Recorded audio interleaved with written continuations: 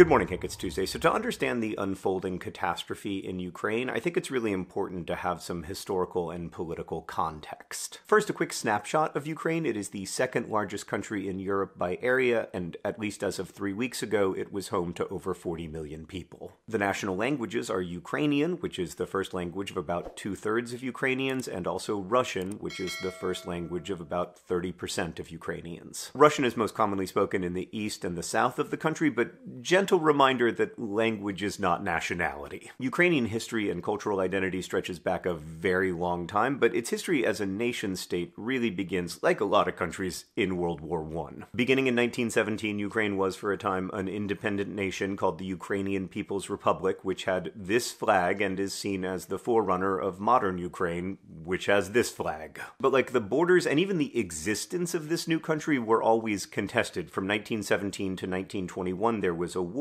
between the Ukrainian People's Republic and the Bolsheviks, who were just coming to power in Russia. And in January of 1919, just after the end of World War I, the Bolsheviks invaded Ukraine in full force and eventually defeated the Ukrainian People's Republic. Among other factions, wars are complicated, and Ukraine became one of the Soviet Socialist Republics of the new Union of Soviet Socialist Republics. One of the generals who led that Bolshevik invasion of Ukraine was Joseph Stalin, who cemented himself as leader of the Soviet Union in 1929. Stalin wanted to crush any Ukrainian independence movements, which for him also meant discouraging Ukrainian language and cultural identity through a variety of strategies, many of them horrific, but we're going to focus today on just two Stalin policies that continue to reverberate. First, the Holodomor, as it is known in Ukrainian. In 1932 and 1933, millions of Ukrainians starved to death because of Stalin's agricultural policies, wherein food was taken from Ukrainian homes and Ukrainian fields and sent elsewhere in the Soviet Union, especially to industrial centers. This period is sometimes known in English as the Terror Famine, to emphasize that it was not the result of blight or weather,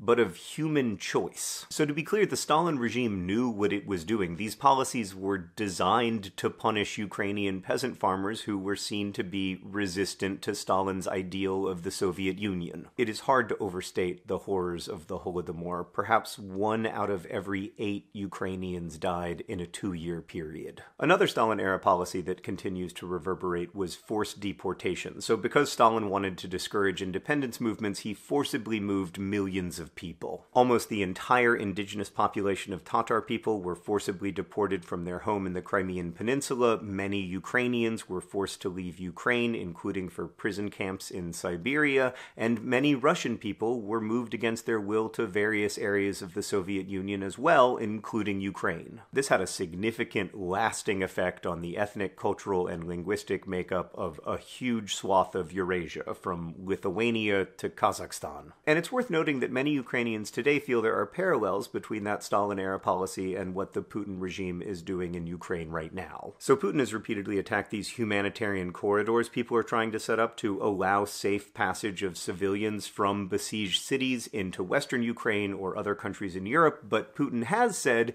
"I will guarantee your safety if you come to Russia," basically saying you can't stay safely in Ukraine and you can't go west, but you can come to Russia, which feels to a lot of people fairly close to forced movement. Okay, let's move ahead to 1991, when the Soviet Union is breaking up. Ukraine holds a referendum to vote on whether to become an independent nation, and 92% of people vote for independence. In every region of Ukraine, a majority of people vote for independence. And as a result, for the last 30 years, Ukraine has been a globally recognized independent nation. Now, it has not always gone great, as I explored in my previous video about Ukraine, but also independence is complicated in a global world, especially when the name of your country literally means borderlands, as Ukraine does. Partly due to cultural and historical connections, like millions of Ukrainian people have family in Russia, and partly because of economic necessity, Ukraine has had to maintain somewhat close ties with Russia while also trying to remain, a country. Economically, Ukraine has been in a complicated relationship with Russia for the same reason the rest of Europe has been, which is that Russia has a lot of oil and natural gas. Like, fossil fuels amounted to about 60% of Russia's exports in 2019. That figure is similar to, like, Iran or the UAE. And Ukraine has been very reliant on imports of Russian energy sources, not least because at times those imports have been heavily subsidized by Russia to try to curry favor and influence in Ukraine. But here's where we arrive at the crux of the matter. For a country like Ukraine, it is really difficult to have a good relationship with Russia because Russia's leader, Vladimir Putin, has long maintained that Ukraine should never have existed. I said earlier that for the last 30 years, Ukraine has been a globally recognized independent nation, but I realize now that's not quite true, because there is one place where Ukraine is not recognized as an independent nation, which is inside of Vladimir Putin's head. Putin, who has directly or indirectly been the leader of Russia for over 20 years, does not view Ukraine as a legitimate nation. And that's not like an accusation, it's a statement of fact. Putin has written repeatedly that he believes Ukraine is lacking in real statehood and that Ukraine was created entirely by Russia. He thinks all Ukrainians should speak Russian and understand themselves to be part of what has historically been Russian land. So despite whatever the talking points are in Putin-friendly media, Putin himself has repeatedly acknowledged exactly what this war is about. He does not believe Ukraine is a legitimate nation,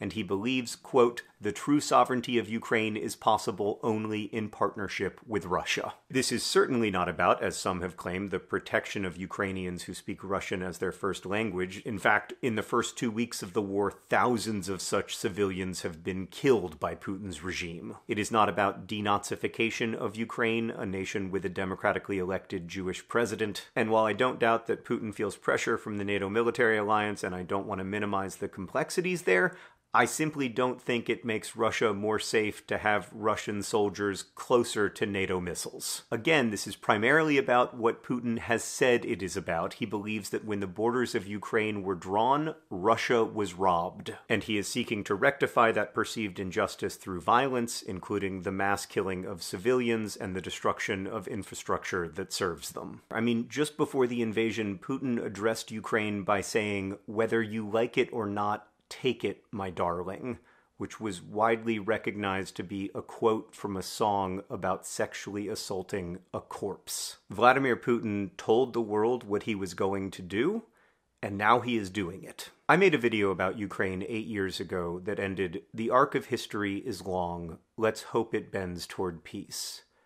That was tragically naive. I don't know how this war will end, only that it has already caused tremendous suffering. Less than 3 weeks into the Putin regime's invasion of Ukraine, millions of people have been forced to flee their homes, and thousands have been killed, including many children. I hope there is some way forward other than more suffering, but I don't know what it is. What I do know is that no war will crush Ukrainian identity or language. When I made a TikTok about Ukraine recently, a young person commented, "As a Ukrainian, I would like to add one thing that I recently understood myself.